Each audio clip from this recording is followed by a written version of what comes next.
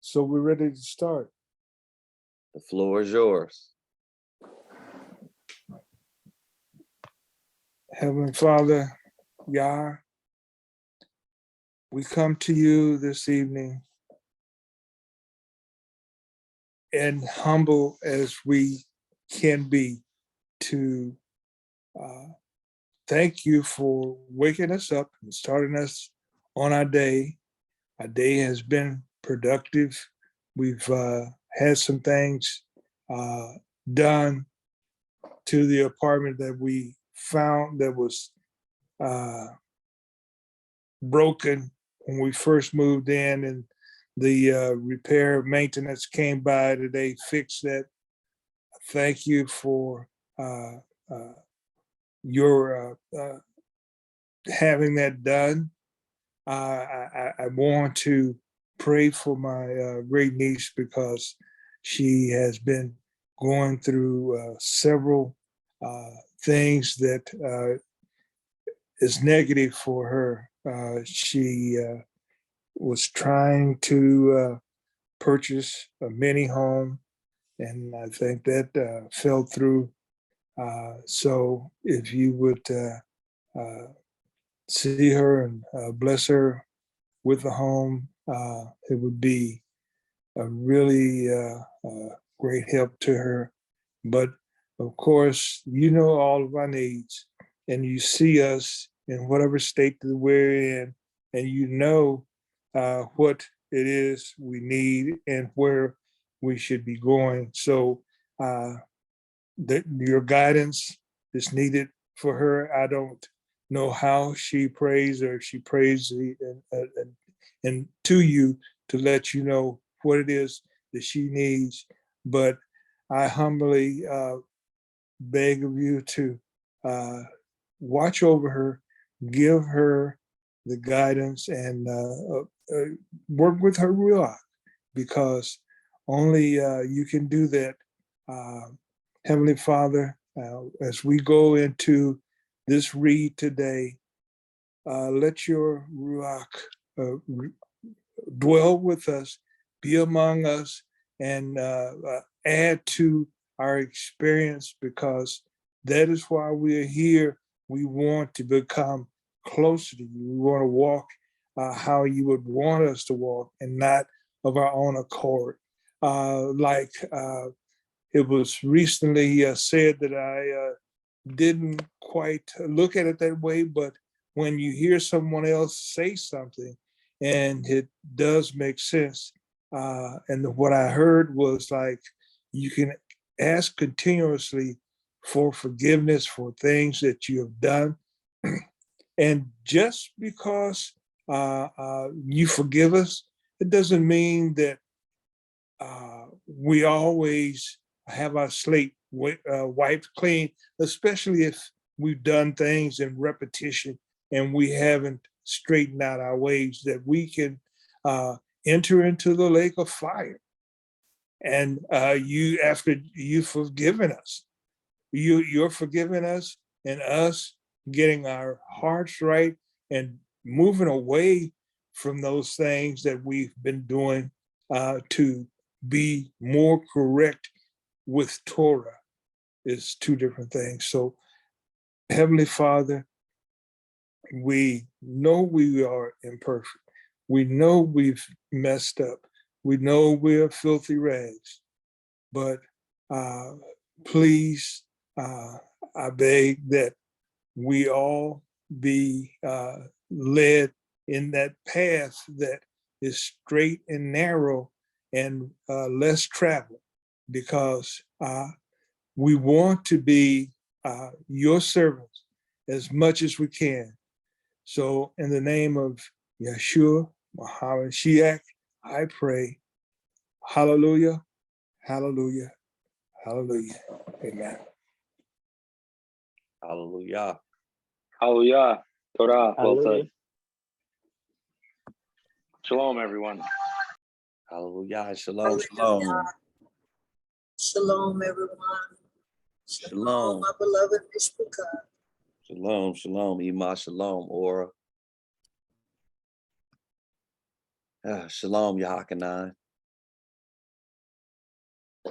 Jasher chapter 24. So we ended this last time.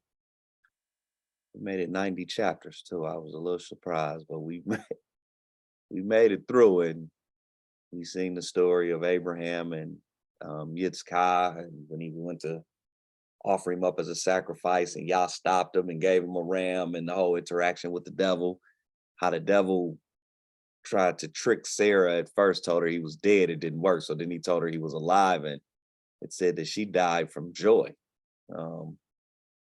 Right here at the end of chapter 23, it says, for Abraham did not kill his son, and he is not dead. And when she heard the word, her joy was so exceedingly violent on account of her son that her soul went out through joy. She died and was gathered to her people. Like that had to be, you got to be really excited to die from joy, right? But as it ends, Abraham and Yitzchak come back to Hebron, where I believe she was at. Yes. Yeah, they went to Hebron where she was, found her dead, and they just started to weep. And all of the servants, it says, in Abraham's house, which we know to be a few hundred based off this account, everybody wept for Sarah. So as we start chapter 24, at the beginning of chapter 24 here, it says, and the life of Sarah was 127 years. And we know she's 10 years younger than Abraham. He would be 137. I think he lives to be 175. So he's got about 40 more years left he's going to live. But with that being said, she died at 127 years, which is a long life, especially in today's times. And Abraham rose up from before his dead to seek a burial place to bury his wife Sarah. And he went and spoke to the children of Heth, the inhabitants of the land, saying, I am a stranger and a sojourner with you in your land. Give me a possession of a burial place in your land, that I may bury my dead from before me. And the children of Heth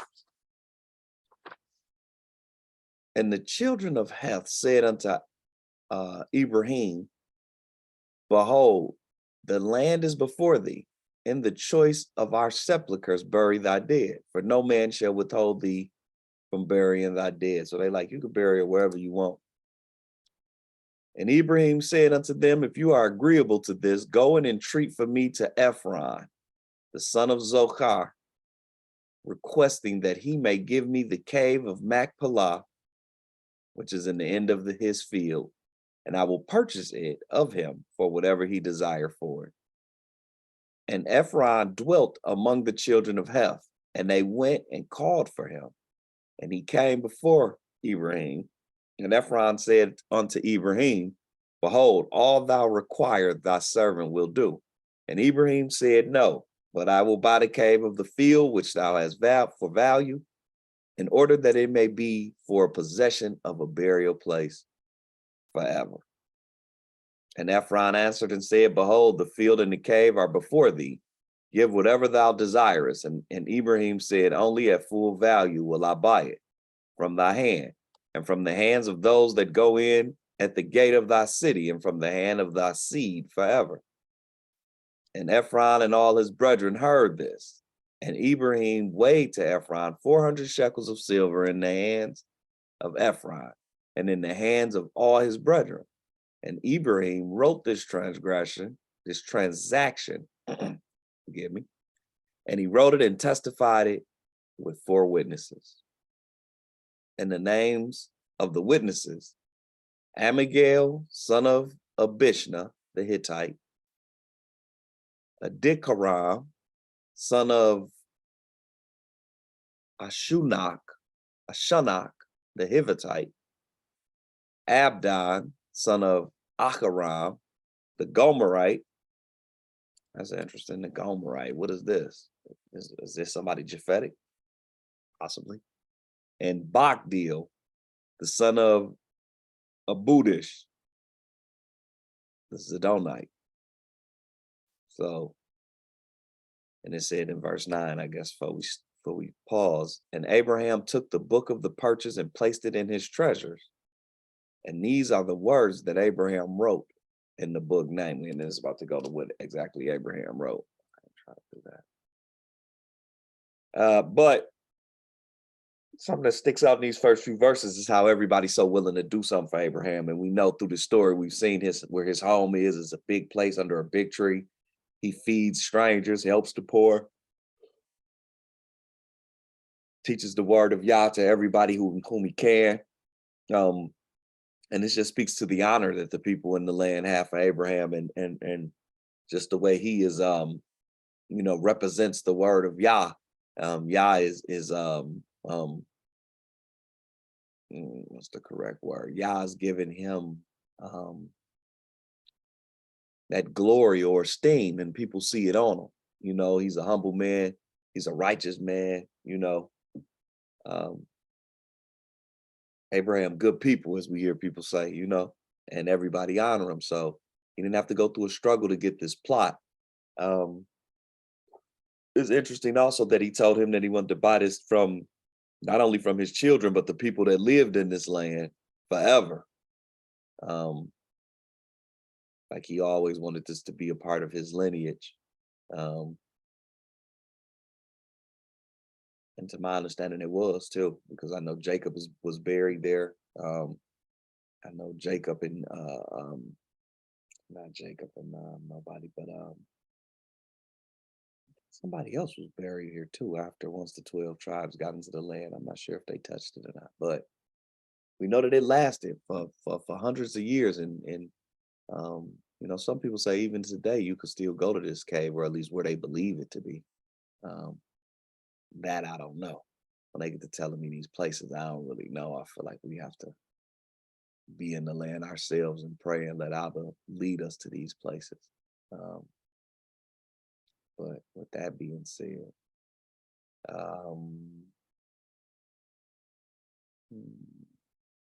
Abraham also wouldn't let him just give it to him. He wanted to pay full value. I remember he did the same thing with the people of Sodom. He didn't want to take nothing from them, which just speaks to the character of Abraham. He's always trying to do what's right, even if it cost him a little bit more money. He just always wanted to do what's right. And that's just an example even for us today, that no matter what's going on, we always need to lean into doing what's right. Hallelujah. He gave him 400 shekels of silver. We know the 400 to be a number of significance Hebraically. 400 years in this final captivity. It's a lot of 4s and 40s and 400s in general. We just know that to be I've heard a person once say that the number 4 or 40 or 400 typically speaks to supernatural things going on, which is just interesting that it was 400 shekels he gave for it. And he wrote this transaction down. More than likely, he carved this into a stone. This is somewhere too. This is somewhere, I would believe, today. I don't know if they claim to have it in no museums or nothing, or it might just be buried underground somewhere. Y'all might not allow them to find it, but this is somewhere. All these other nations that's around was the witnesses, because Israel has not been established yet. And even though Yah done told them this your land, these are the people around. I thought that was interesting too, but just any questions or comments on this before we move forward? Anything anybody want to add? To Abraham copping this cave to bury Sarah. And Sarah was the first person buried here as well. And like I say, I know Abraham was there, Isaac is there, Rebecca's there. I think Rachel was not buried there, if I'm not mistaken. She died like in the way somewhere, and they buried her under a tree, if I ain't mistaken. We see it when we go forward. I think Leah's there. I know Jacob's there. I can't remember if any did they bury Yosef there? I don't know. I can't remember. But this is the beginning of the purchase of this cave, and this cave is for one, he's in Hebron. If I'm not mistaken, I always get this mistaken, but I believe King David gets anointed there. And this is just building up on Hebron, because in the history of our people, as you read through the Bible, Hebron is spoken of quite a few times. And this is one of the more significant events happen here. This may also be why it was a sanctuary city once we established Israel. One of the places where if something happened, if you got there, couldn't nobody kill you till you went on trial. And I could see the Israelites, I could see Yah saying, but also the Israelites saying, you know, basically y'all got to keep all that wilding down where Abraham buried at. But anything anybody want to add to that before we move forward?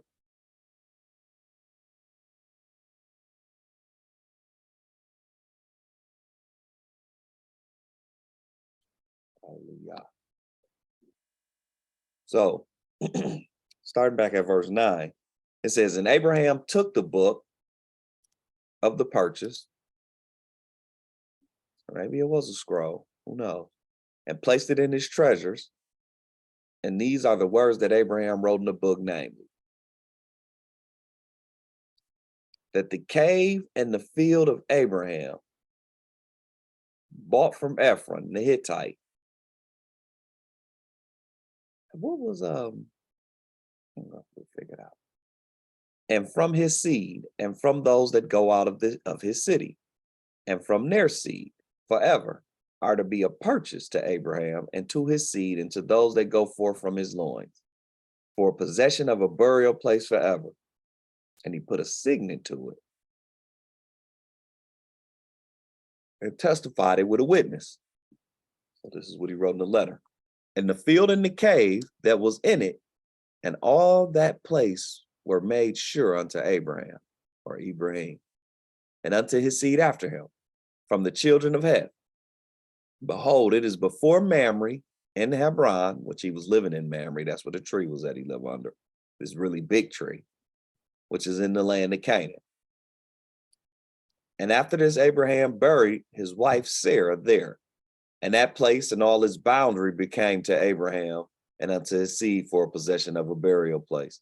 So all through the field, not even just the cave. It sounds like it saying in this boundary, like all through the field in this area of Mamre, probably as the servants started to pass away, because some of these servants now have been with Abraham 50, 60, 70 years themselves. It said that all the boundary became to Abraham and unto his seed for possession of burial. So wherever this area is, probably a lot of people buried there. And Abraham, or Ibrahim, buried Sarah with pomp as observed at the interment of kings. And she was buried in very fine and beautiful garments. So we see that. And we know that when Yah changed the name to Sarah, Sarai just kind of meant matriarch, like a head of a family, but Sarah meant queen. And he buried her like kings and queens were buried, in very fine and beautiful garments, as he should have. Sarah was a righteous woman, highly respected, probably beloved by all of the servants and the people around just as much as Abraham as well. And after this, it says, and at her buyer was Shem.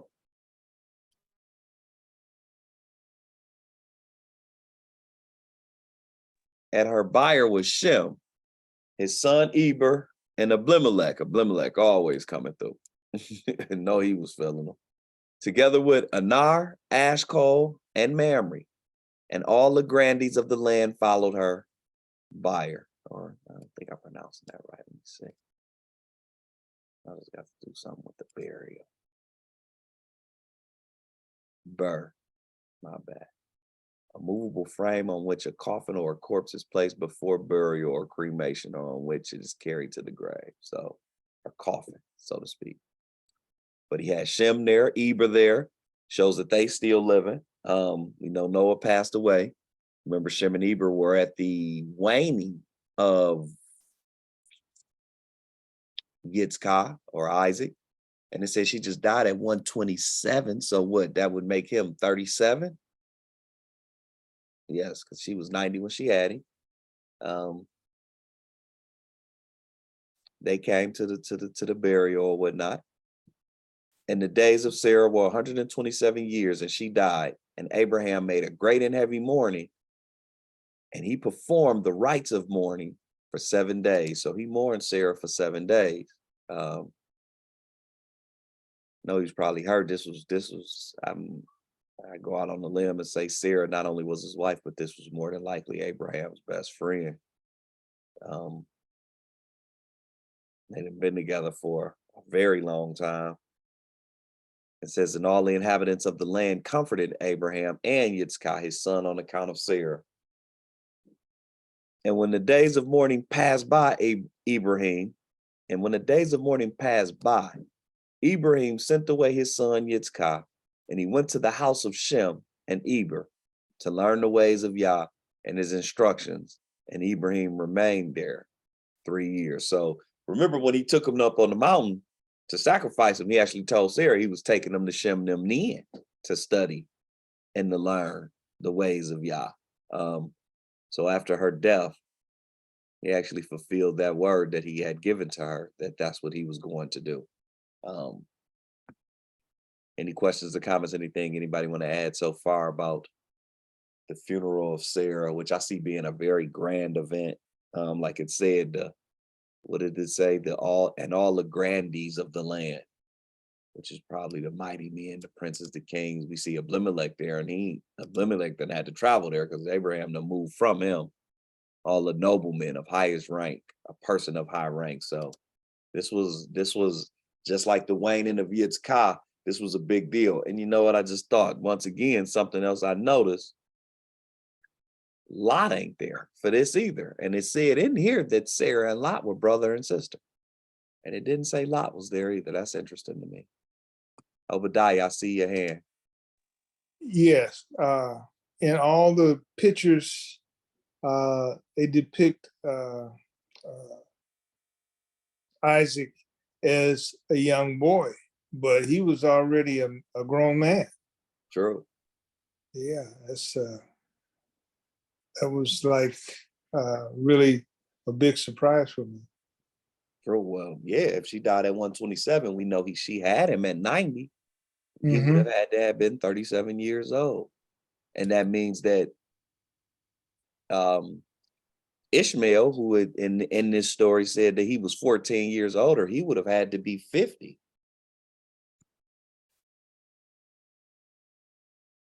And Hagar, I'm assuming, was still here too, because a couple chapters back it said that Ishmael and all his house had moved back down with his father, and we know that he was with him when they went to the mountain to sacrifice Yitzchak. So Ishmael would have been here. Ema Elizabeth, I see your hand. How you doing? Shalom. Shalom, babe. I'm doing fine. All praise to the Most High. Yeah, thank you. It's good to hear everybody. My question is, you said that the fire was the coffin.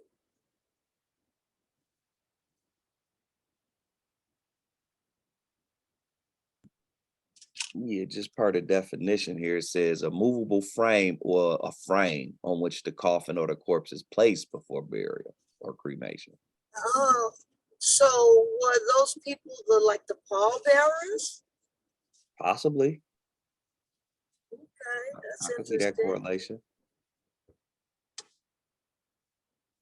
Yeah, that's all I was thinking about. Thank you. Hallelujah. Yeah, I can see that correlation. Probably was, man, really realistically might have been the first pallbearers ever. I think it's the first time you've heard of that. Well, no. Yeah. It would be the first time I think that you heard of that in scripture. And you're right, I don't think it would have been a coffin. That was my mistake. That would have been where the body was placed. But I know back then in burial, because they were burying people in caves and above ground, they were like just wrapping them up with like incense and different things and anointing the body. So yeah. Yeah. It made me think about Near Eastern burials, you know, when someone dies, like you said, they just wrap them up and then people carry them on like a little gurney type thing. actually exposed. And so I was just wondering if that was what we were talking about. I believe so. I definitely believe so. Interesting. I'm glad you pointed that out too. I don't need nobody hitting me talking about they wasn't burying them in no coffins. Right. My bad, my bad. No, I think that would have been just something they were carrying her body on. She probably was wrapped up and, like I say, anointed with oil and um, so on and so forth.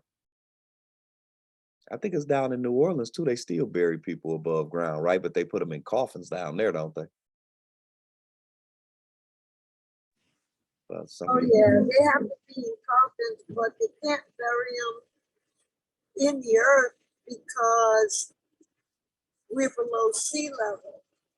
And so I remember the reason why they started putting them in mausoleums is because after one of the bigger hurricanes from the 50s, early 60s, it was either Betsy or Camille, they said bodies were just floating in the streets.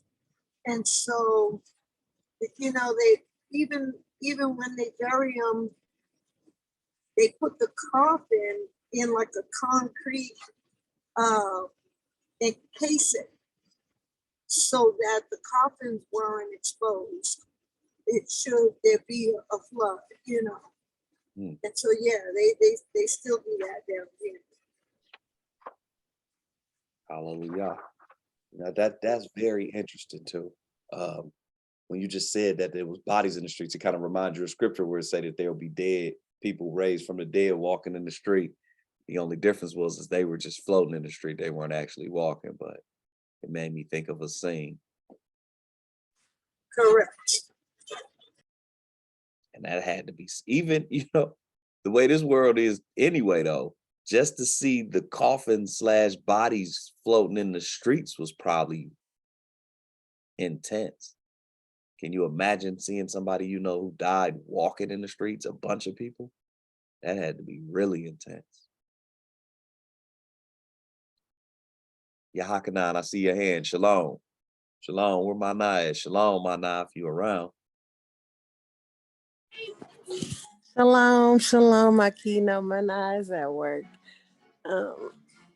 But I was gonna just say, just to kind of piggyback on the Koti's question from what I've read. And of course I'm not an expert, but like you said, the buyer was just a place that coffins could be placed or people, their bodies. But in our culture, just like Aki was saying, they wrapped them, they anointed them with oil, and wrapped them in linens and placed them in the caves. And if your cave was big enough, it was common practice for, from what I've read, for multiple people to be buried there, like 8 or more, depending on the size of your cave. And then a huge stone is always placed in front to kind of seal it off, and so that nobody's coming or the bodies won't be disturbed. And to my knowledge, cremation is a pagan practice.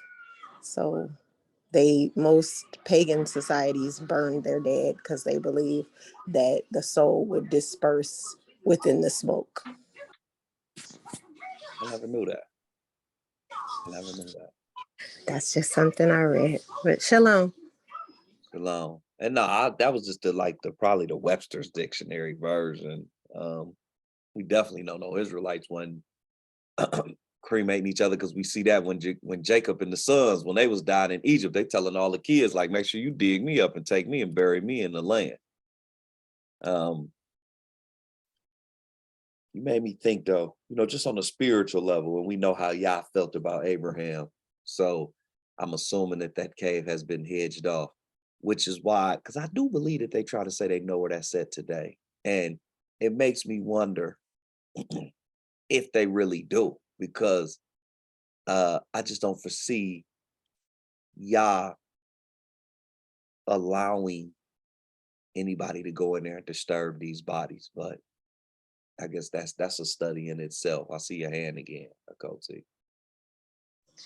I was reading about that too. They said it's that it is supposedly it's still around, and that there's supposed to be a church that's built there that Islamic people and Muslims um, primarily go to see, and sometimes Christian people that go to see, but they have control over it, and access to the to where they're actually buried at is been quarantined off supposedly. So, So they put a or church there cave area. and this Yeah, is where it was.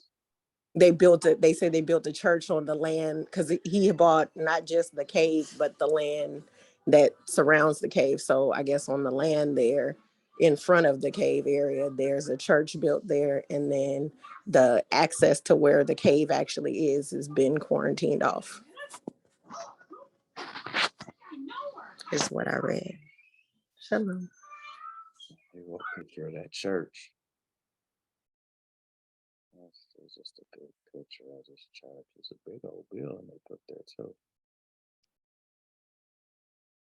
Being trodden down by the Gentiles at that. Y'all know he meant that. So where the actual cave is, they have it where you can't go in, but they built this church as symbolic. Well, okay.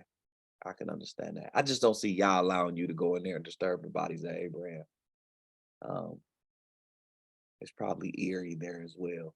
And we know, even when you read like the time of the kings when we were Israel and all that, I don't think there's ever a scripture that talks about any Israelites going to mess with the caves. They would have just knew better though. But here's the church. You are right.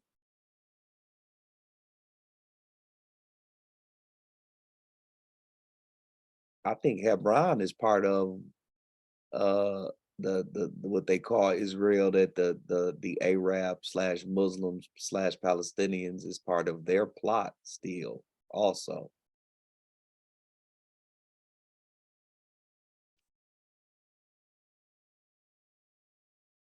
They got a big old church there. That's interesting. Moving along. Where do we stop here? Verse 18. So now Shem going to, not Shem, Yitzchak, Isaac is going to study up under Shem, which is the same thing Abraham did as well. Remember when he was young? That's tradition. You got to go study with Shem. Like I say, Shem, especially now that Noah done died, we don't weigh righteousness like that, but Shem is probably the most astute when it comes to the word of Yah, understanding the pre-flood things taught to him from Enoch and even Noah and what was the granddaddy name? Methuselah.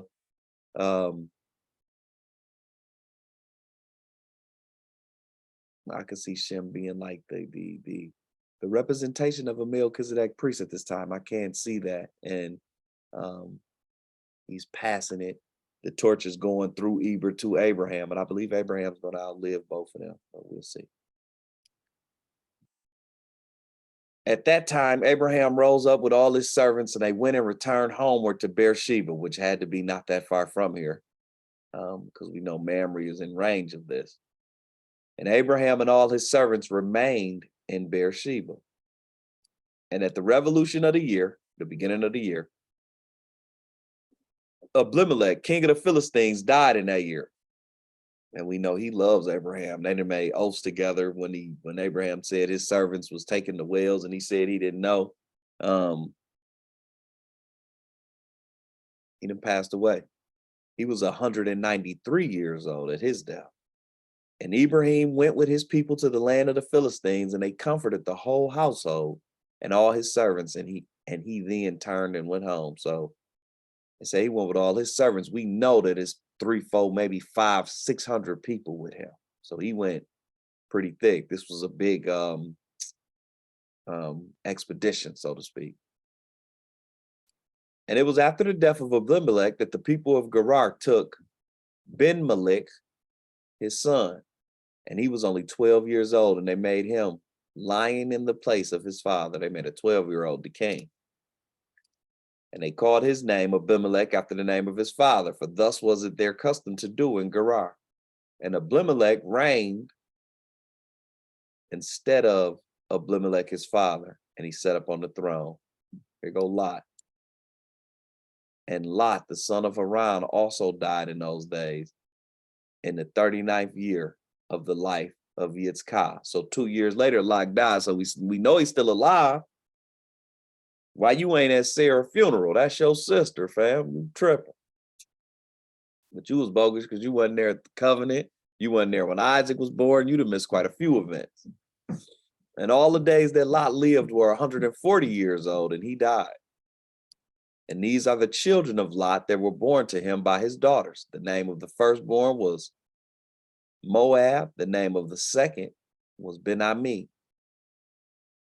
And the two sons of Lot went and took themselves wives from the land of Canaan. So the Moabites mixed with the Canaanites. And they bare children to them. And the children of Moab were Ed, Maon, Tarsus, and Canville, 4 sons. These are the fathers to the children of Moab unto this day.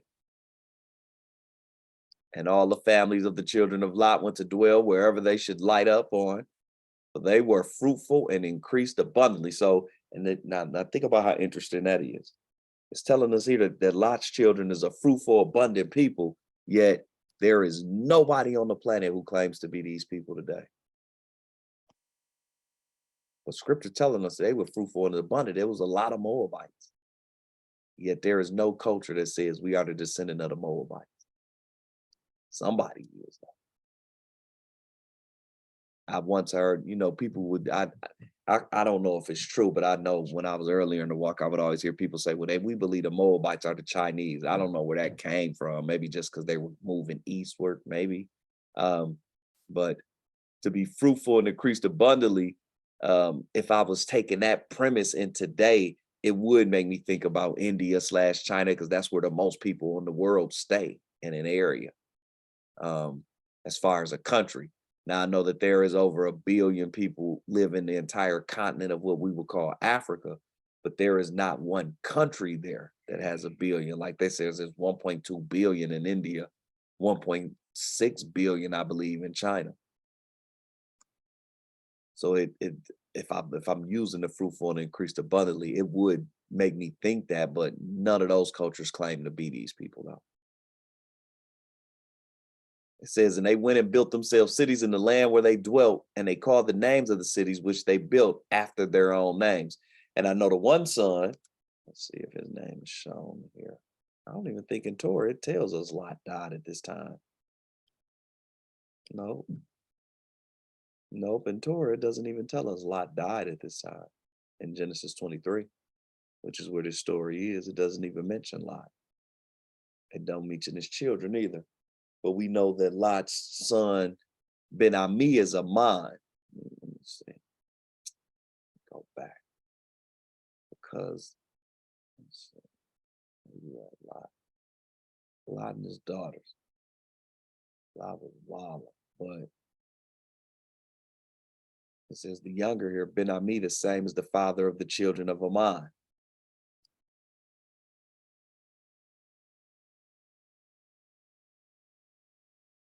Son of my people, a son of Lot. And it says they're the children of Ammon. That is inbred, Ammon. It means inbred, okay. I've mentioned that because I know we've mentioned this in here before, but I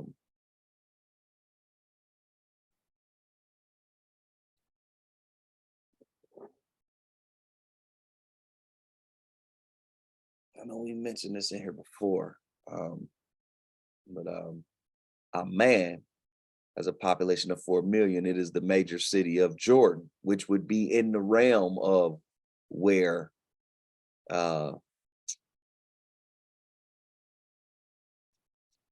Lot and his daughters would be in the caves or what all that after Sodom fell. I only say that because it says that they called the names of the cities after their name. After their own name. So that city has always stood out to me as, I don't know if they are the children of Ammon. I know they don't claim that today. I've never heard them say that, But that city, possibly, because that's an ancient city too, I believe, if I'm not mistaken, but that city could possibly be named after Ben Aman or whatnot, Lot's son, his second son. Anyway, it says, and Nahor, the son of Terah, brother to Abraham, died in those days in the 40th year of the life of Yitzhak, which would be 3 years after Sarah's death. We didn't hear about him being at Sarah's funeral. It didn't mean, I don't know if he was there. I don't know if Lot was there, but it didn't mention him, which is interesting. And all the days of Nahor were 172 years, and he died and was buried in Haran, named after his brother who already died, which is Sarah and Lot's father, was the brother who died with Abraham, based off this story. And when Abraham heard that his brother was dead, he grieved sadly, and he mourned over his brother many days. And Abraham called for Eliezer, his head servant, to give him orders concerning his house, and he came and stood before him.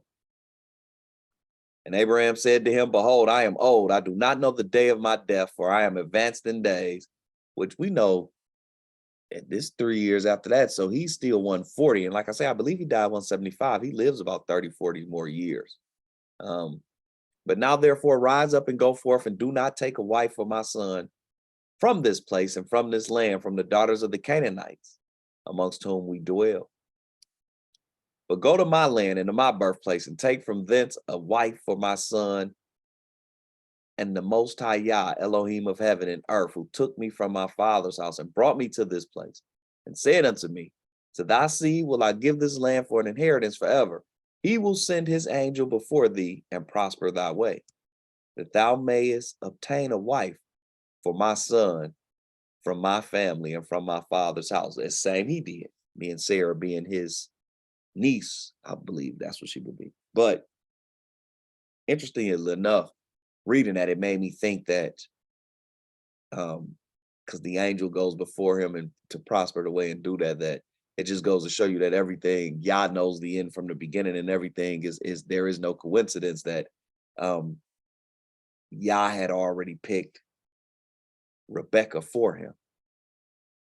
And the servant answered his master Ibrahim and said, behold, I go to thy birthplace and to thy father's house, and take a wife for thy son from there. But if the woman be not willing to follow me to this land, shall I take thy son back to the land of thy birthplace? And Ibrahim said unto him, take heed that thou bring not my son hither again. For the Most High, before whom I have walked, he will send his angel before thee and prosper thy way. That's Ibrahim showing that faith. Nah, you good. I know y'all gonna make a way. It's the same kind of faith we showing today. And Eliezer did as Ibrahim ordered him, and Eliezer swore unto Ibrahim his master upon this matter. And Eliezer rose up and took 10 camels of the camels of his master, and 10 men from his master's servants with him. And they rose up and went to Haran, the city of Ibrahim and Nahor, which is where Terah, when they left Babylon, this is where they went. And this is where, or just when they left Babylon, this is where they went, in order to fetch a wife for Yitzhak, the son of Ibrahim.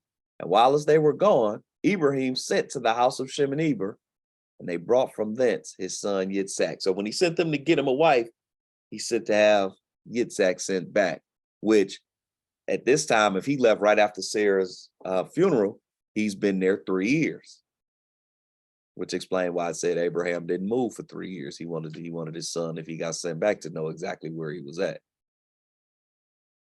And Yitzhak came home to his father's house to Beersheba, while as Eliezer and his men came to Haran.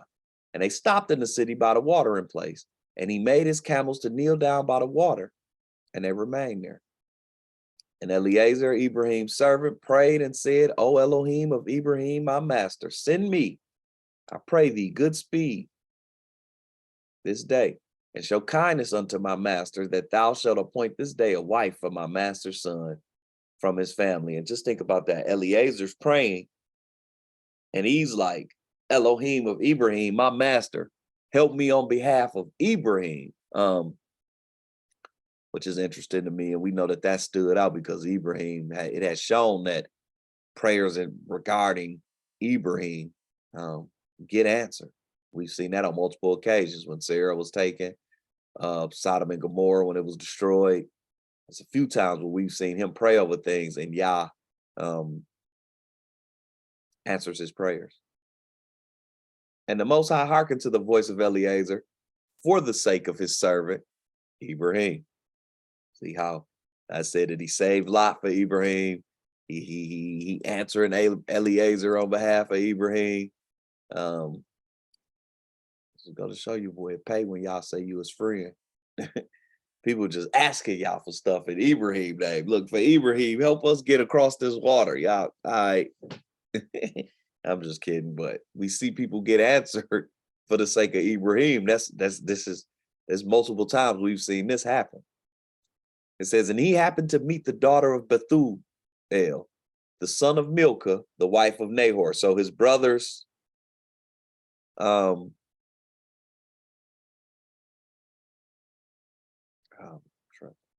daughter of his brother. So Abraham's nephew's daughter. I don't even know what that would make her to him. Just his niece, I guess, like a great niece or something. But he says Eliezer came to her house, and Eliezer related to them all his accounts, all his concerns, and that he was Ibrahim's servant, and they greatly rejoiced at him. Everybody loved Ibrahim, it don't matter. And they all blessed the Most High who brought this thing about, and they gave him Ribkah, the daughter of Bethuel, for a wife for Yitzchak.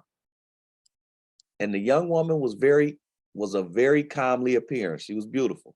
She was a virgin, and Ribkah was 10 years old. And I think it kind of goes that way too in Genesis. This lets us know this is why her nurse comes, because she was young. And I think, if I'm not mistaken, Yitzchak didn't have children until he was 60, because they not only, is this his wife, but she was raised amongst them, which probably needed to be so that they could teach her the ways of Yah. She could learn them from Abraham and Yitzchak. He didn't come back from Shem. But the servants, I believe the servants and everybody around Abraham knows the ways of Yah, because Abraham is establishing that in his house in general. But she was 10 years old. And Bethuel and Laban and his children made a feast on that night. And Eliezer and his men came and ate and drank and rejoiced there on that night. And Eliezer rose up in the morning, he and the men that were with him, and he called to the whole household of Bethuel, saying, send me away that I may go to my master. And they rose up and sent away Ribkah and her nurse Deborah, see, because she was young. They raised her. She was raised amongst Ibrahim, the daughter of Uz. And they gave her silver and gold, men servants and maid servants, and they blessed her. So they sent her with her own money and her own servants. Now, Abraham already got the most, so this is adding to. So now when Yitzchak inherit most of this,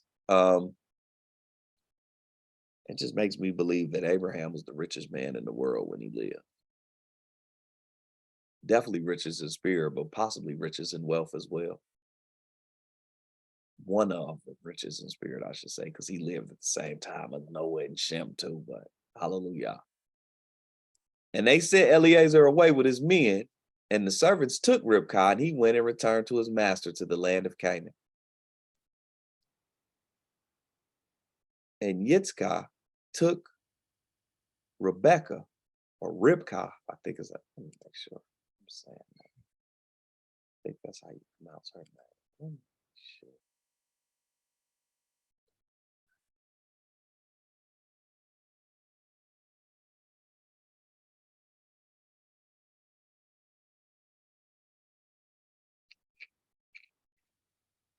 I know this comes up a lot because no,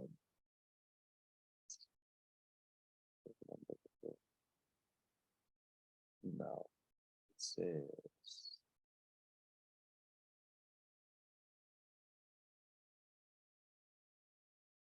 I can't even think of the scripture because I know the non-messianics will use the word Alma and Bethula when they play on the words, like the word Alma can't mean virgin. But it calls Ribkah, not this time, but another one of these times where it calls her a virgin and uses the word Alma, but be that as it may. Rebecca's name is Ribkah, I believe. Yeah, Ribkah. Meaning to clog by tying up the fetlock, fettering by beauty. She was beautiful as well, just like Sarah. It says, and Yitzchak took Ribkah, and she became his wife, and he brought her into the tent. And Yitzchak was 40 years old when he took Ribkah, the daughter of the uncle Bethuel, for a wife. But like we say, they didn't have children till he was 60. So he would, you might have somebody somewhere trying to act like he was sleeping with this 10-year-old. That was not the case. I don't believe he touched her until he was 60 years old. It adds something to this at the end of Genesis. It says that Yitzchak brought her into his mother's tent. She stayed in Sarah's tent and took Ribkah, and she became his wife, and he loved her. And Yitzchak was comforted after his mother's death. So after the death of his mother, to be with his mom and who they raising up.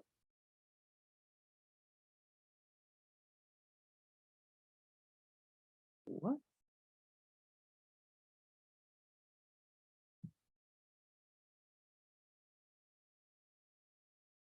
Yeah, she stayed in his mother's tent. She was raised in Sarah's tent. I think that's dope too, because she's actually and I know I've heard it said, and I thought it was really cool that Sarah and Ribkah represents Israel in a sense, and it makes sense that it would be set up in a way that she would be raised in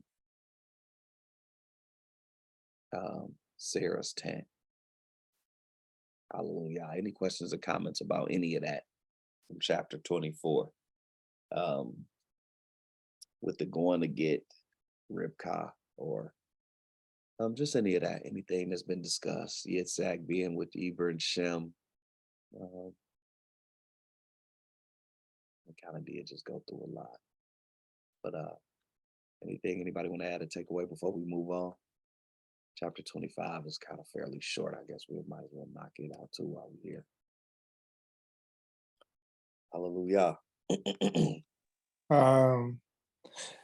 I just want to say that I think her being so young, it gave Sarah time to teach her or reinforce whatever word is appropriate, how to be a wife, rather than to just moving from one house to the other.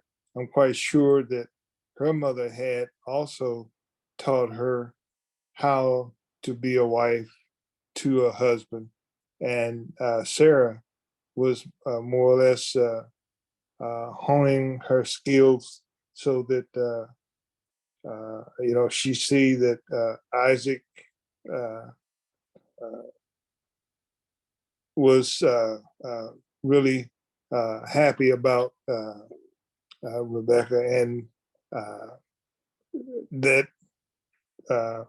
Sarah gave her better skills of being a wife for him. It's Maybe, just, yeah. Based off the timeline they gave, Sarah would have already been passed away when they went and got her. Because this is 3 years after Sarah's death. I'm assuming Abraham, I ain't gonna say teaching her to be a wife, but he's because we know Laban and Nahor and them know the ways of Yah too. Whether they were following it, he was still up there with Terah is questionable, but I think Abraham would have been teaching her the ways of Yah, and then so would Yitzchak when he had come back from Shem. They would have just been teaching her Torah, the instructions. As far as being a wife, that nurse, Deborah, Hagar is there. It's a good chance that she was help teaching it because Sarah taught her. There was other women around, but I think Sarah had passed in the timeline, at least by this story's account. Sarah would have already been passed away. Toda. No problem. Anything else anybody got for this before we move on? Hallelujah. She was 10. It said at the end of the chapter that she was, where did it say? Let's see here. Oh, she was 10 years old in those days. And that's why she came with her nurse and her nurse, Deborah. And it says that in Genesis 2, I believe, that she came with her nurse, if I'm not.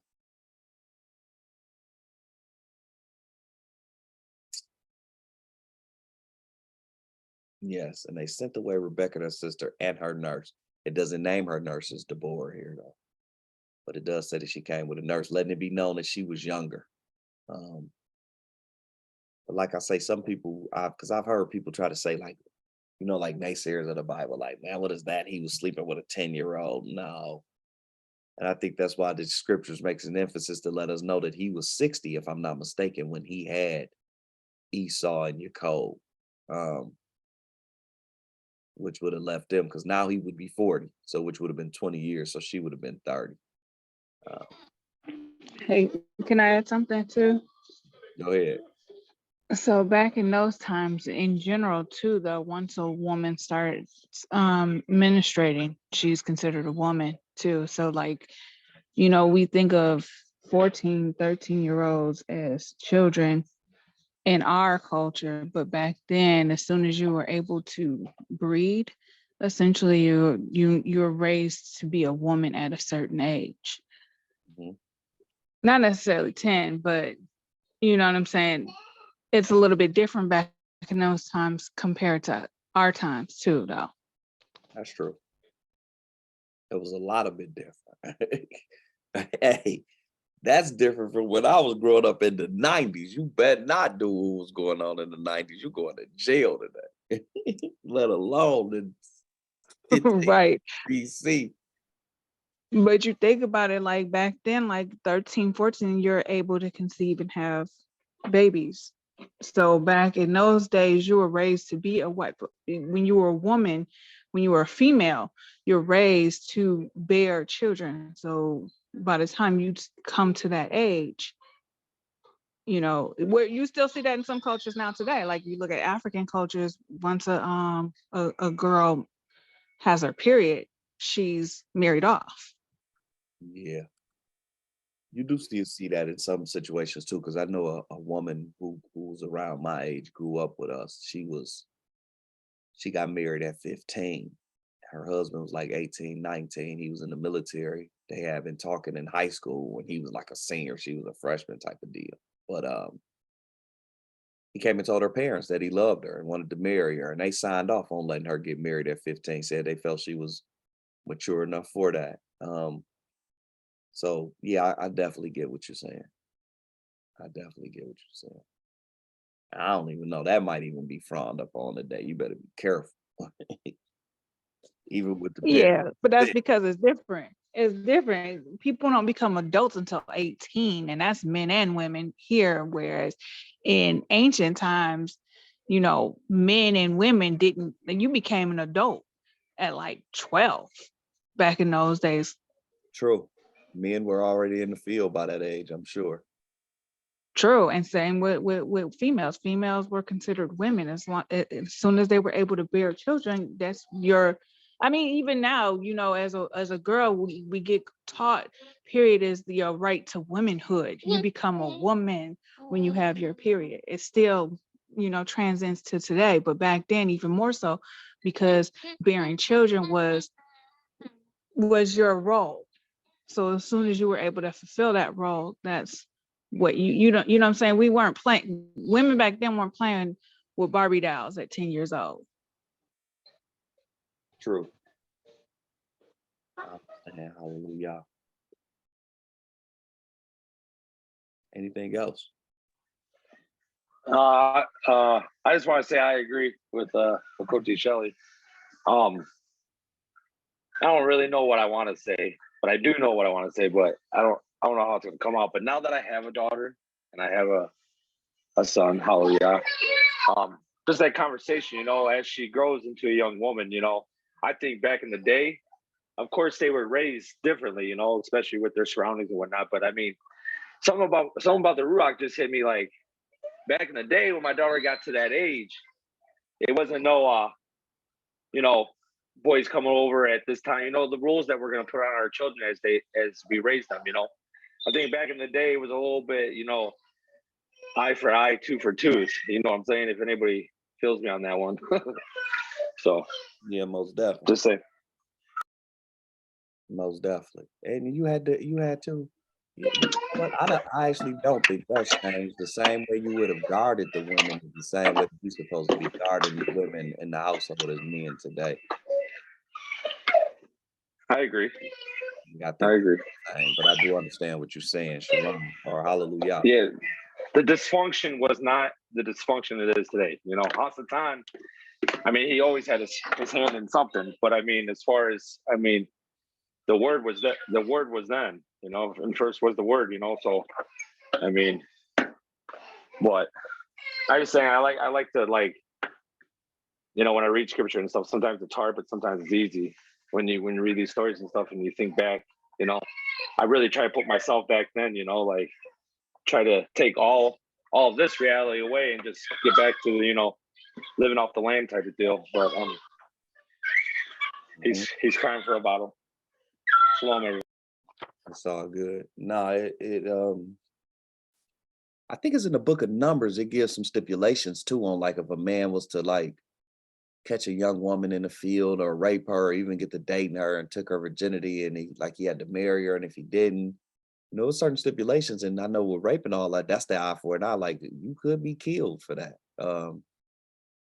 So yeah, it was but like I say, as the role of men, I believe that today that's the same. We are supposed to protect the household and guard the women in a certain manner.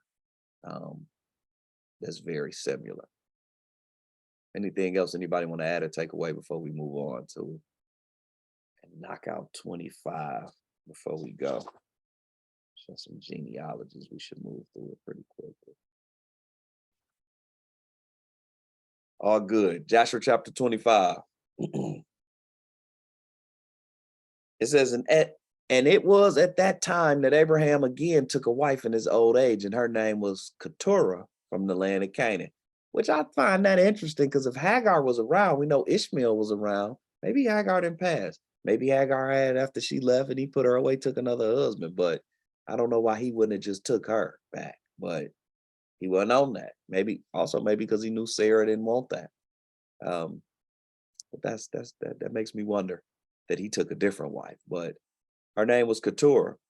It says, and she bare unto him Zimron, Yakshan, Midian, Ishbak, Shuach, being 6 sons. And the children of Zimron were Abihan, Malik, and Narim. And we know Midian is the Midianites, who Moses is going to be around. When we get to Judges, the Midianites is oppressing Israel in a certain type of way. The Midianites are oppressing Israel in a certain type of way. And it says, and now it's going to give us the lineage of these sons of Abraham. And this is important, I believe. Because all these people would be Hebrews. You know, it's a big thing about a Hebrew or anti-Semitic, you know, how people talk in the world. All of these people would be Hebrews, no question. They would be Shemitic people. So the Midianites, most definitely. But it goes through the sons, and it's like, and the sons of Yakshan were Sheba and Dedan. Now, we know that Sheba went to, in the time of Solomon, there was a queen named Sheba who went up there and had a baby. We always associate those people with what we know to be Ethiopia today. And they may have been coming from that area because we know the Midianites were living, just based off the way these stories have been portrayed, in range of that. They would have been in like Saudi, around what we know to be Mount Sinai, if we believe that to be. And back then, through Yemen and all of that, you could cross over right into what would be like Ethiopia as we know it today. My point being is, I believe the land there is correct, but the people there who claim that lineage may not have been of a Hamitic tribe, or as we seen on the Shabbat, Ethiopia, sometimes when the word is used in scripture, it just means Cush, which is a son of Ham. Matter of fact, now that I think about it, I think Nimrod was a son of Cush too. But with that being said, not the land, but the people who occupied that area at this time may have been of this lineage of Ibrahim. But it says his sons were Sheba and Dedan, and the sons of Medan were Amida, Joab, Gochi, Elisha, and Nathach. And the sons of Midian were Ephah, Epher, Hanak, which is the Hebraic way to say the name of Enoch, Abida, and Eldiah. It's funny he would name his son Hanak. Where he get that from? He got that from the stories of Abraham telling them through Shem, through Noah, the stories about his great-great-grandfather Hanak, which would be everybody who's on the planet great-great-grandfather. But that name just makes me think that. And the sons of Ishbak were Makiro,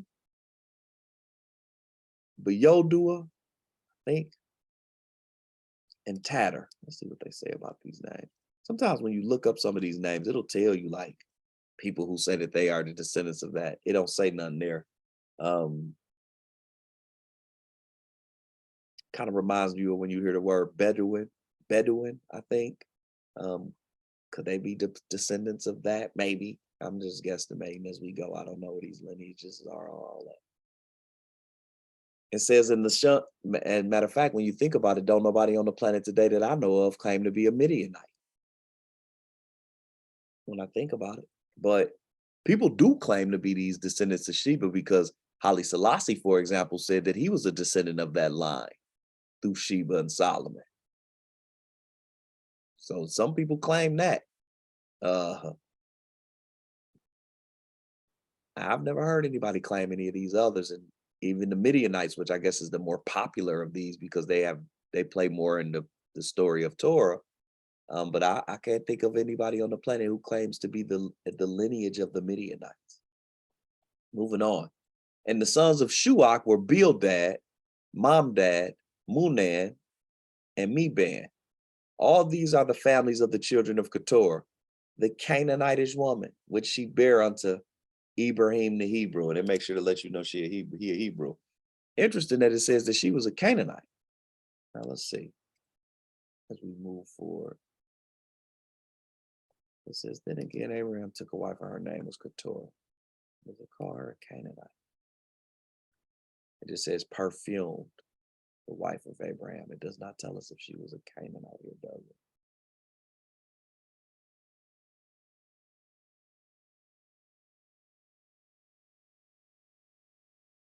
It just talks about his death, what he gave to Isaac. He gave everything, but he hid his other kids too. It does not say, but it says that she was a Canaanite here, which is interesting because he was like, no, my son can't have a Canaanite, but maybe he like, my son secured through the line of my family, he gonna take the covenant. Because understand, and one of you could correct me if I'm wrong, but they just ain't known that with these Canaanites in this time. But Yah has not told him like nothing about these Canaanites, but on the same token, being that these ain't the children of the covenant, because I'm sure they mixed in with, matter of fact, we know that they're mixed in these lands when Israel comes back to claim the land. Kind of just reminds me of, all right, Abraham, that's on you. They still got to come about that. They still got to come about that land though.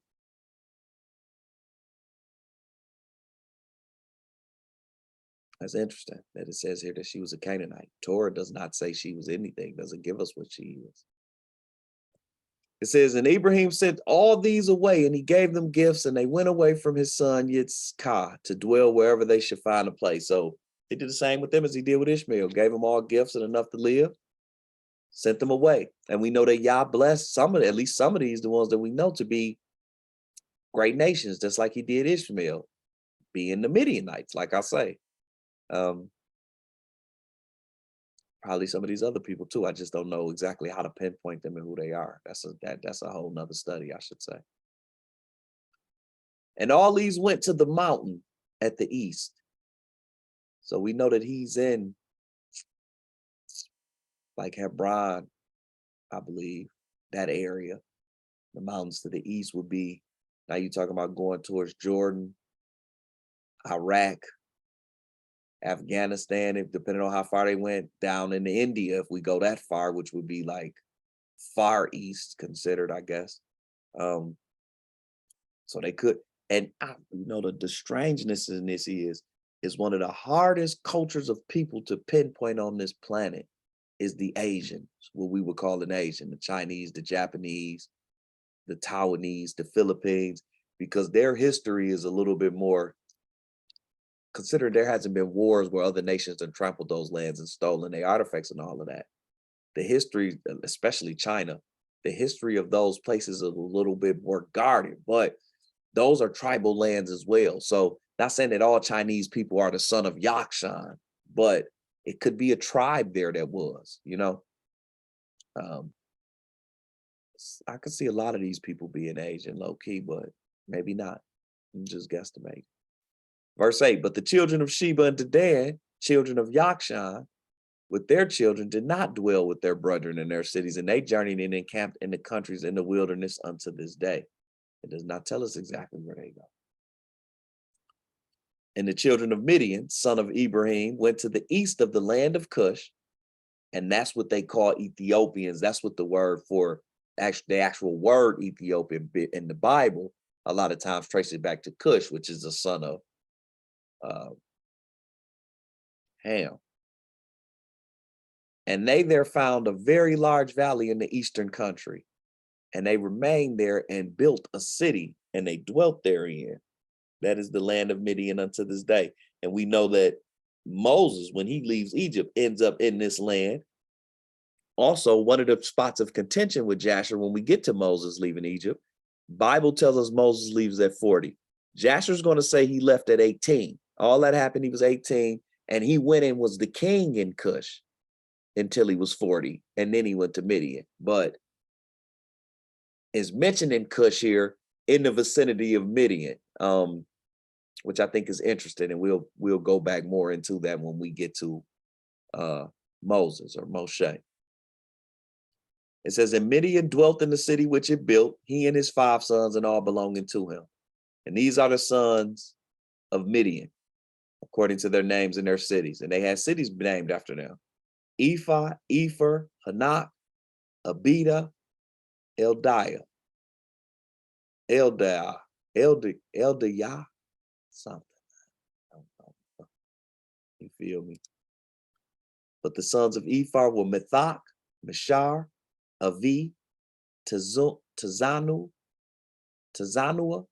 and the sons of Epher were Ephraim, not the Ephraim who Abraham just bought the land from, Zer, Alaron, Midian, and the sons of Hanak were Reuel, or Raul, some may say, Rechem, Azi, Ayoshub, and Alad. And the sons of Abida. So the point of all of this is a big family for nobody to claim these lineages. These are some big families. It's a lot of sons. This ain't even talking about the daughters. It's just naming the sons. Ain't nobody they ain't just had amongst all these boys 70 sons. If you had 70 sons, they probably didn't have 70 daughters who ain't mentioned here. And the sons of Abida were Hur,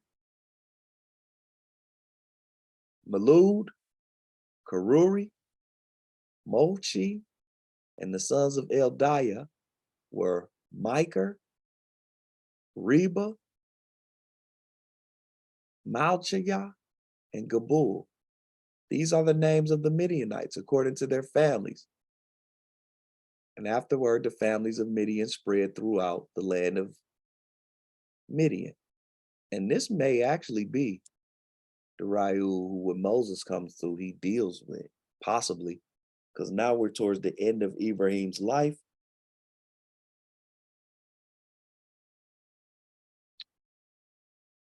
And we know that Ibrahim, when Ibrahim died, and this story is going to tell us that Jacob was like 13.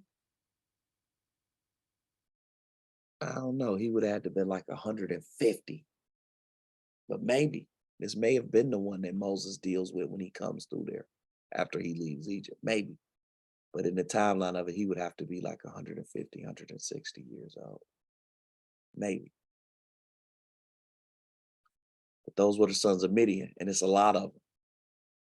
And we know that the area, if we believe Mount Sinai to be where it's at, they were in Saudi Arabia, which is the south of what they call the Middle East, but really Northeast Africa. But be that as it may, some of the Saudi Arabians, because all of that land is tribal. See, that's one thing about this world that I don't think is stated enough. And I don't think people really know the history enough, and they definitely don't teach in the schools. There is no such thing as just a European. There is no such thing as just an African. There is no such thing as just an Asian.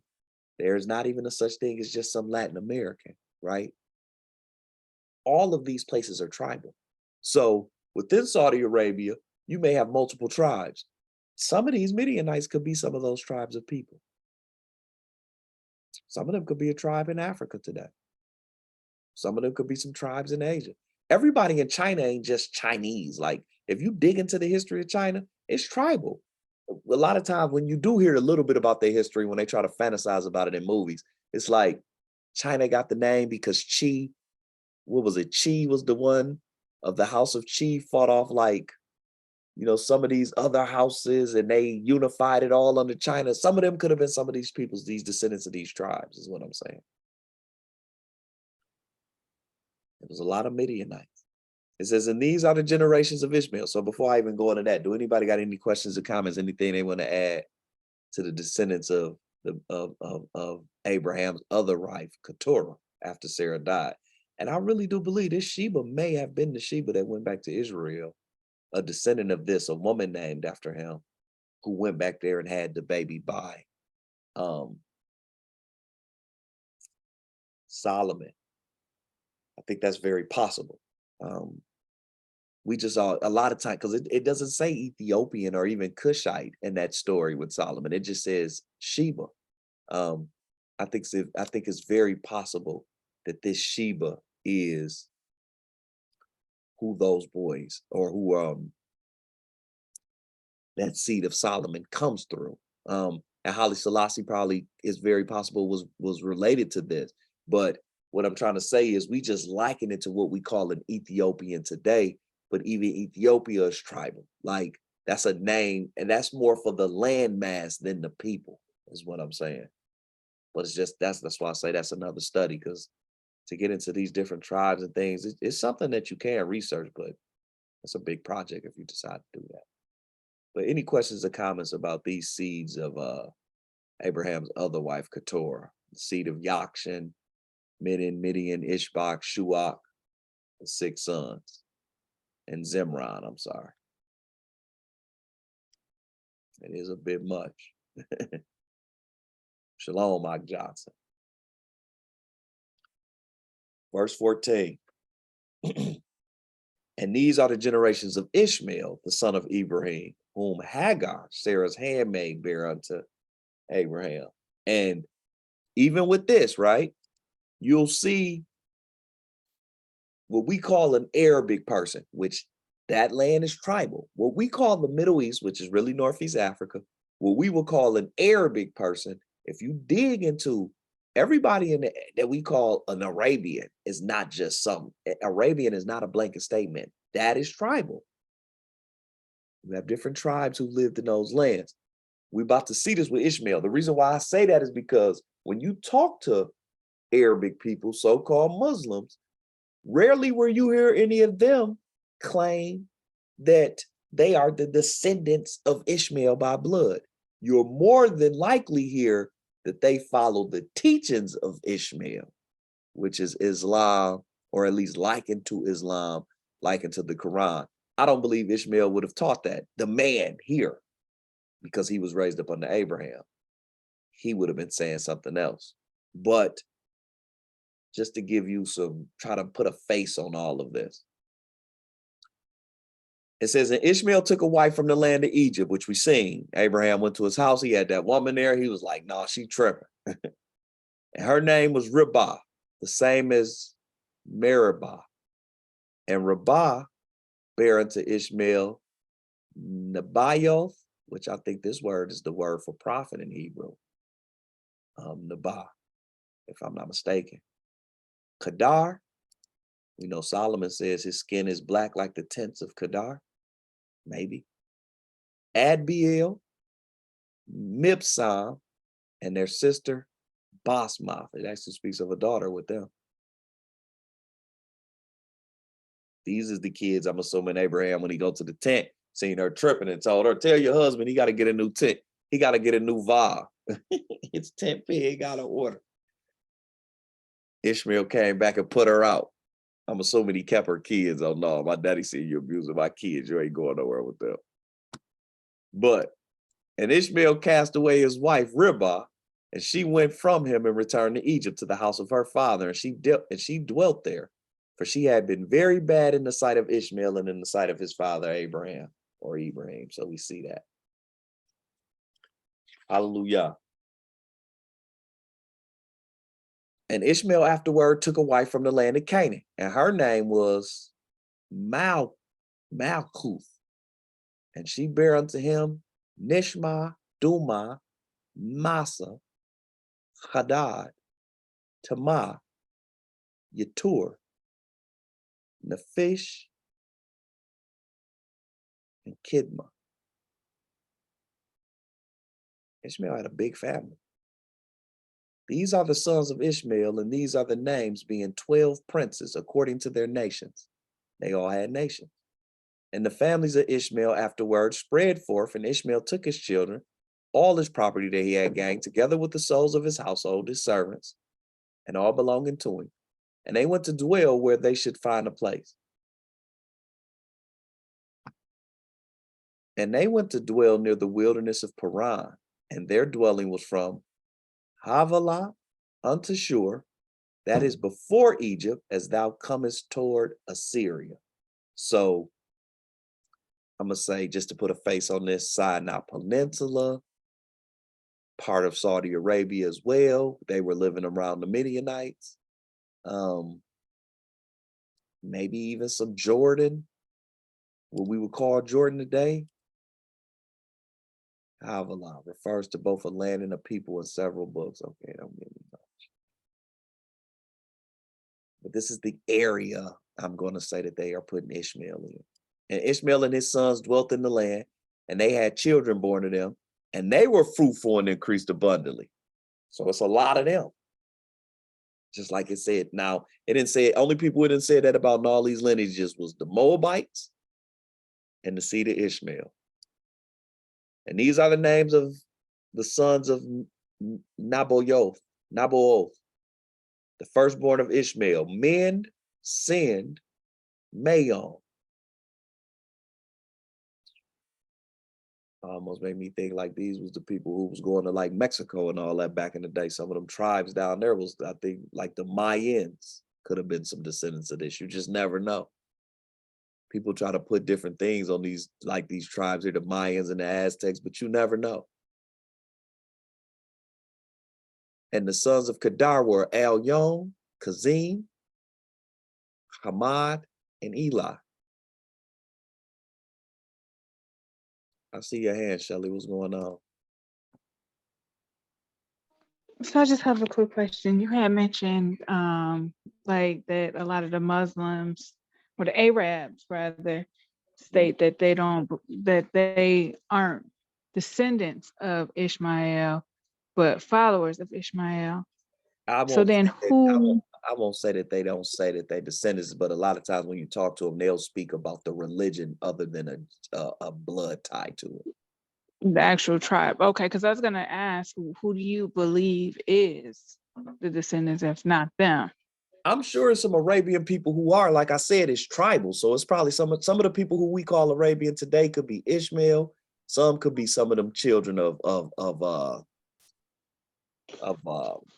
Abraham that we just read with Keturah.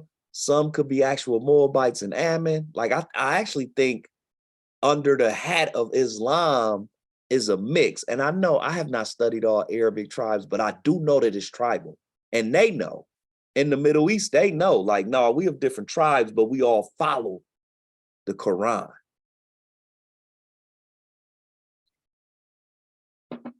So I think it's a mix. I ain't finna sit here and say I know where they all at. I'm sure we could pinpoint some down if we really wanted to, but I ain't gonna lie to y'all, I really don't want to. There's too much other to be studied, man. I don't care what all these people. I was just curious of what you thought. I don't care what. But you know what, to be honest, I'm gonna say something real though. I understand though why Yah tells Israel that they should only date and marry within Israel, and I'm gonna tell you why. Or at least that why he doesn't really just say that, but he kind of emphasizes that. And I'm gonna tell you why I can understand that today. See, back then they would have knew a little better. But the reason why I say that today is because the way these genealogies are, and the way these tribes are, and the way things have been all mixed up, I know that if I marry a transatlantic slave, then more than likely I'm marrying Israel. I know what I'm marrying. If I marry any race outside of that, I really don't know what I'm marrying. Because like I say, there really is no such thing as a European.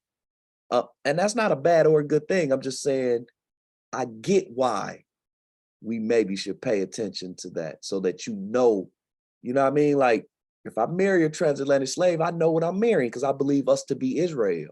If I marry an Arabic person, no matter who she's from, whether she is a Palestinian or an Iraqi or a Turkish person, I don't really know what tribe. She could be Moabite, she could be Canaanite. And we understand in scripture, Yah said after the 4th and 5th generation, a Moabite can come into the temple. I think he said the same about a Canaanite. With that being said, though, I just don't know. Even if I was to marry a European, a white woman, I don't know if she's from the seed of Gomer. I don't know if she's from the seed of Togarmah. I don't know if she's Gog or Magog. You just don't know because all she gonna say is, I'm Italian or I'm Ukrainian. Same with Ham. I don't know if it's from the seed of Mitzrayim. I don't know if it's Cush. It could be a descendant of Nimrod. Like, think about that. It's descendants of Nimrod on the planet. He had children. I wouldn't want to marry a descendant of Nimrod. So that's why I can understand why I was kind of emphasized to stay within Israel, just speaking for myself, because I know that if I marry a descendant of the transatlantic slave trade, then I believe that I'm marrying Israel. I'm not marrying, but it was other people mixed amongst us. It always have been. So you still could be marrying a Hittite. But I understand that. I get why that's kind of emphasized. I see your hand, Patrick. What's going on? Well, with Cody Shelley's question, sometimes I don't know. What first came to mind is these indoctrinations or religion seems to really tarnish truth. You know, we all know that, and that's just what came to my mind. And I didn't know if that was like a question, if you could build off of that, because I mean, like you said, you haven't studied this or that or this or that, and you don't want to go too far because we want to stay on point. But I mean, I also want to bring a little humor. When someone asks me what am I always say I'm a mutt, you know. And if I did some work diligently, I could probably trace back, you know, a little bit further. But I mean, as far as like you saying, if you marry, at least you know you'd be marrying an Israelite, you know, like yeah, because that's what I believe, though. Because that's what I believe, though. And there's nothing wrong with that. I'm just saying maybe it's giving me more inspiration to maybe find out more of my family roots, and especially Alyssa's as well. You know, like you can trace it down. I just never really went that route. You know, I got a busy life, but I mean, it is something that's always been in the back of my mind. So, Toda for sharing that. The European tribal culture, when as far as going to trace it to Japheth, and we did it when we went through Japheth in here, it's a little easier to trace down. So if you were to trace back into like, and like I say, y'all, the European history has been preserved a little better. for whatever reason, but one of the main reasons is because Europe, this European-centric world has been trying to force Europe on the world. So they've better preserved, I shouldn't say better, because I think the Asians have done a good job too. Difference is the Asians don't flaunt it like the European do. So it's a little easier to study into the tribal breakdowns of Europe. And I definitely believe, like, if you were to trace into you know, where you from, and you might can get some tribal links in those lands, then we did it when we went through the seed of Japheth in here, because we were I was kind of trying to draw within the Gog Magog war scenario, but you can trace back, at least get a belief. Like I say, all of this is subjective, but you could get a stronger belief of which tribe within the lineage of Japheth that you may possibly come from. But it's some of these that's a lot harder. For example, the Arabians in the Middle East, because they don't really flaunt the tribe. They flaunt that we're all brothers under the Quran. You see what I'm saying? So there is a difference. I see your hand, Yahakana. What's going on? Shalom, everybody. I just wanted to say, when we guys got off into the different people, one of the things that, because I see a lot of what you see with these people could be Asian, a lot of them could be Arabic. I saw a lot of names of things that I drew things from that I see in different cultures, like Kedem happens to be like Palestinian, a lot of Palestinian food bears the name Kedem. Hey. When I saw Muhan or that name, I immediately thought the Hunan tribe in Asia. So, I mean, we got to remember that a lot of things have been changed. And even with Caucasian culture, it's always the history that's told is always of who won the wars, whatever truth they decided to tell the people that lived after them. So we don't even know per se if that's the real story or necessarily exactly how it went down. But one thing I wanted to just point out, we're looking at this in Jasher, and we're looking at the fact that Abraham, who was righteous, married a Canaanite woman. And what I want us to really focus in on is, no matter what culture, we have to test the spirit by the spirit, and those fruits bear you out more than anything, more than whatever, because there are good people and bad people in every single culture of people. And how we know who's Yah's people is by how they carry themselves, and are they walking in truth and in light, and as being that light. Do they give to the poor? Are they doing this? How do they walk every day? That is telling you more than their culture ever could about who the person is. Through slavery, we had white people that stood up for our people. Those people were probably had some of that righteous line within them. Those are Yah's people, and what that should matter to us the most. So I just wanted to say that. Shalom. No, hallelujah. That's Oh true. yeah. That's true. And I think that's true too, Shelly, that is not talked about as much here. And you know, a lot of these Arabic people in America are Americanized in general anyway too. They're not even really, you know, they'll act like they standing with that, but they're not really standing on that. Like, you have to talk to an Arabic person who's like fresh from over there to really talk like that. Because a lot of times when you talk to Arabics in America, it's an American centric Arabic type of conversation. They don't be knowing. But yeah, Right. Or they gotta keep it, under, because they're trying to assimilate. So they can't talk about that they're from the Sunnis, you know what I'm saying? Or but even that, whatever, even Sunni and you Shiite, know? and even Sunni and Shiite, those are, if I'm not mistaken, those were the Prophet Muhammad's either his sons or his brothers. And when he died, they split up the religion. And that's when you hear people say Sunni and Shiite. So even if you hear somebody say I'm Sunni or I'm Shiite, that's still reference to the religion and not the blood. Right, facts. But yeah, but you know what I'm saying? Like, they really can't talk about their tribes because most Americans look at them as Arabs, period. Even when they ain't from Arab That's true. from Saudi Arabia. You know what I'm saying? Like it could be from anywhere else from the Middle East. Everything from the Middle East in America is considered Arab. That's true. And I think also this is why Israel, the awakened Israel has to be careful with the way we throw around the terms of what a Gentile is and what a Gentile can and can't do. Because just like Yah said, Israel will be a speckled bird in the end. We know the transatlantic slave trade. We don't know. That's why the 12 tribe chart is a sad thing too, because it tries to put a face on all of the tribe. We don't know what all of Israel look like either, though. Let me make sure I state that. But like I said, with these genealogies, we don't know who is who. For example, these children that Abraham they were just talking about through the seed of Keturah, these is Hebrews. Them descendants, wherever they at, them is Hebrews. Just like these descendants of Ishmael that is talking about. Them, wherever they at, whoever they are by blood, those are Hebrews. And we seen that Abraham was like, when he was marrying Yitzhak, and even when Rivka's sending Yaakov to get married to Laban, it's like they're trying to keep the marriage within the family. And these people will fall up in the family still. But Yahakanah is also right that you do judge a spirit by the spirit, and y'all let you know what type of person you're dealing with, even if we don't know the culture. That's a fact.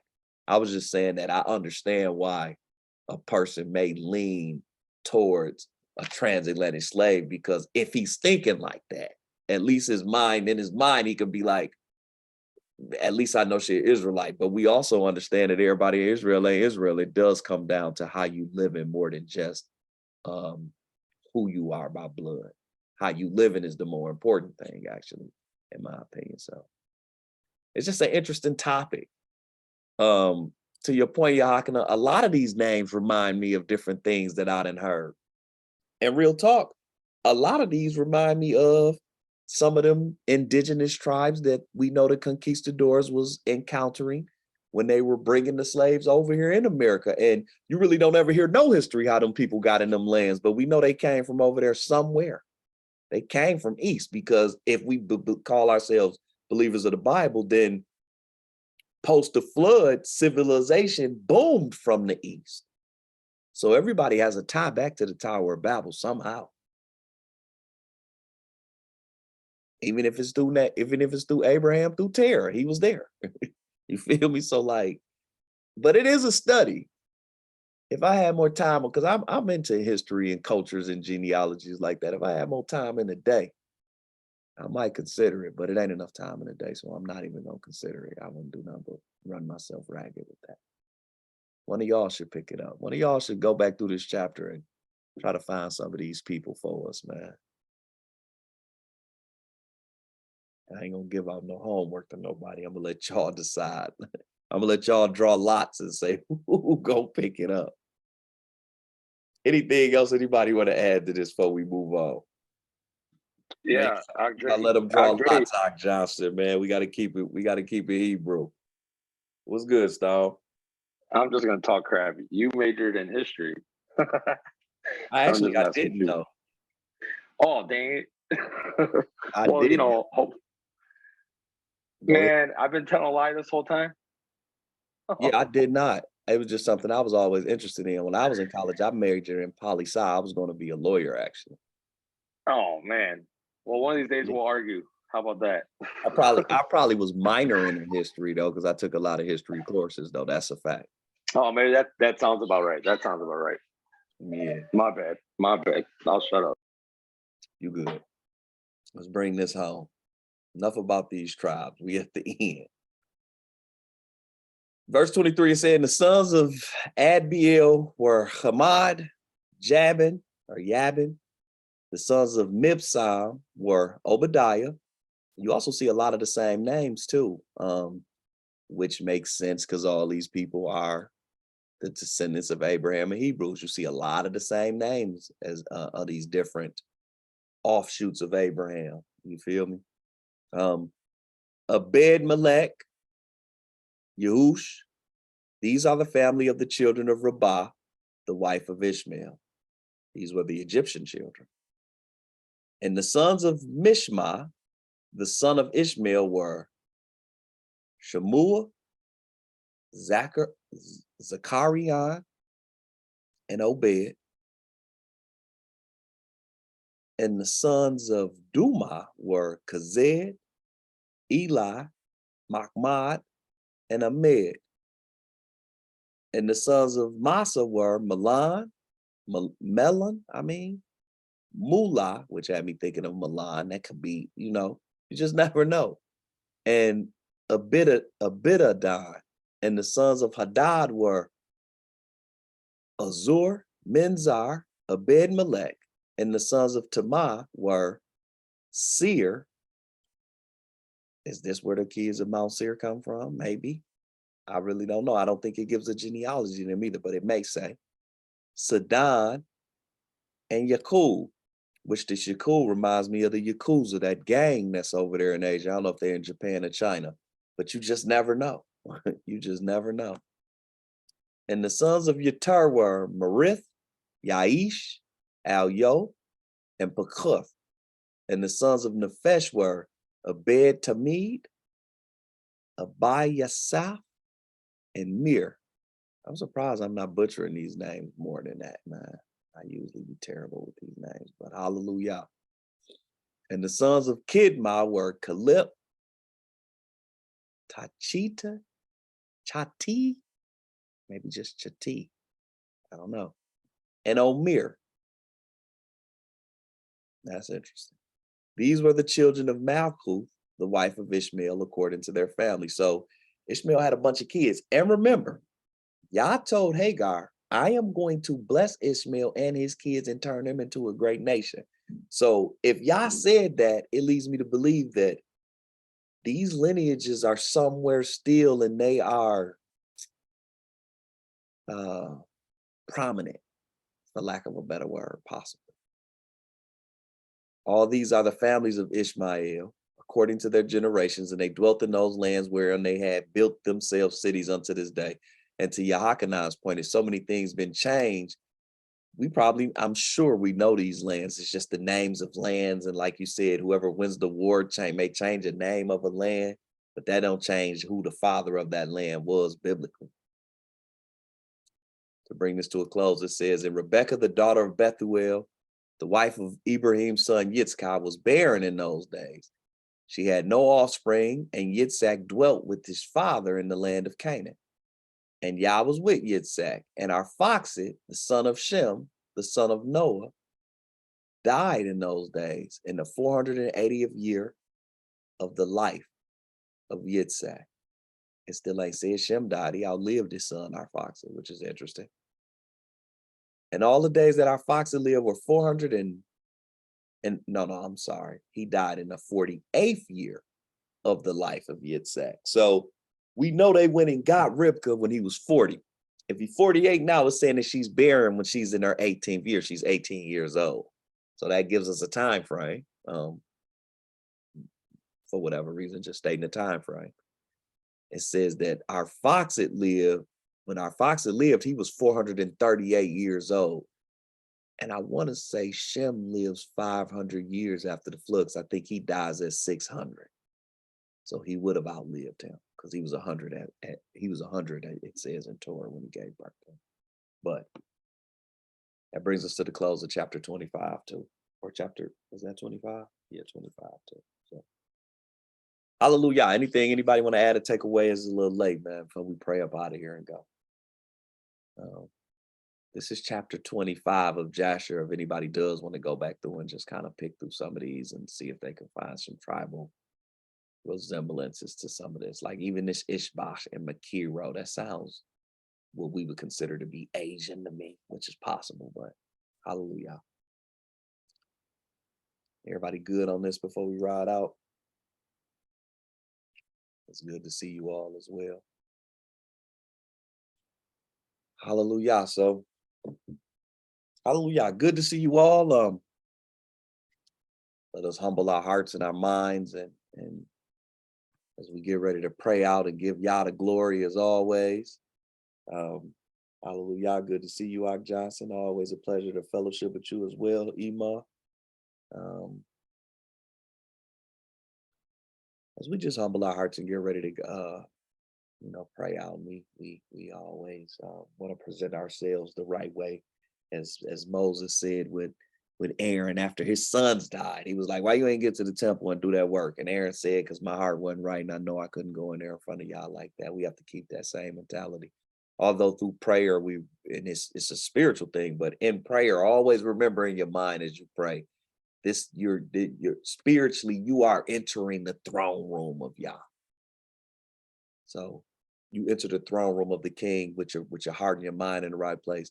And on even a more simple level, and those of you who have children, every one of you have a father. Those of you who have fathers in the household and were close, you know that when you went to address your father in your house, you had your heart and your mind in the right place. Same difference. So as we do that, we just want to say Toda Rabada Abiyah for blessing us another night to study his word, to try to build up on his word and to come up with some understandings of these things that, as we try to gather as much information about you as we can, Abiyah, we thank you for giving us the opportunity to.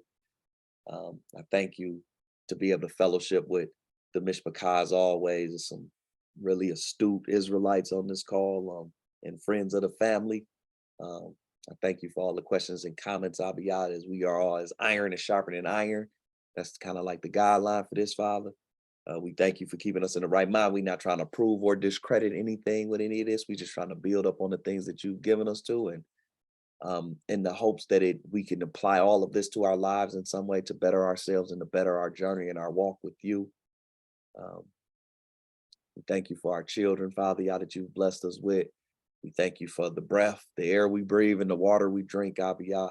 We thank you for waking us up to Torah and putting it on our hearts to take it more serious, to become the things that you've called us to be in your word, Father, Yah. For guiding us and showing us to lean more to your understanding and not our own, Abiyah. I just pray, Father, that you continue to have mercy and patience with us, that you forgive us of our sins, Father, and see that we are trying to get this thing right and to do right by your word and the things that you have shown us. In the name of Yahushua HaMashiach, Father, we continue to give you all honor and glory and praise for everything that you do. We know that your will be done on earth. And even if your will goes against what we may want, we still say Toda Rabbah for your will being fulfilled in our life, because we understand that you know better than us and you are a righteous judge. And we know that your will is always perfect and is more than enough. We pray to have patience, Father, as we pray, as we seek you. I think it's just the flesh and blood of us always want to rush everything, and we want things to happen now. But we us in here, we understand that we aren't on our own time. We're on your time, and we're thankful to be on your time because we know that your timing is always perfect in everything that you do. I pray for everybody's family tonight, that everybody is healthy and whole. I see my Koti Aura here. We're praying for your family, Aura, all the time, that the Father continues to fill up your light with that divine oil so that you can shine bright on all those who may be around you. I pray that you continue to stay patient and faithful, Koti, to be all that Yah has called you to be. We pray for Lauren's son tonight, who's getting his pacemaker in. Abiyah, that you guide the doctors and guide all procedures that he may need, guide any decisions that need to be made in his life, Abiyah, and that you open up all doors before him, Father Yah. And as you did for us going into battle, that your angels, that you go down with your angels, your Melachim, to lead the charge in this spiritual warfare that we are fighting. I pray the same for everybody else on the call, that everybody is healthy, everybody's family is secure, and that Yah fills all of you all's households with shalom. In the name of Yahushua, we pray. Hallelujah. Hallelujah. Hallelujah. Hallelujah. Hallelujah. Later told Mishpachah. Hallelujah. Hallelujah. Hallelujah. All praises. Hear you. Toda, Dre. Shalom. Shalom, Good shalom, to hear everyone. you, Everyone have a good night. Shalom. Shalom. We have to get on the phone sometime this week, maybe this weekend, Aki. I'm gonna try to hit you up. Most definitely. Everybody have a good night. Shalom. Good night. Good night, Aki. Shalom, shalom, E.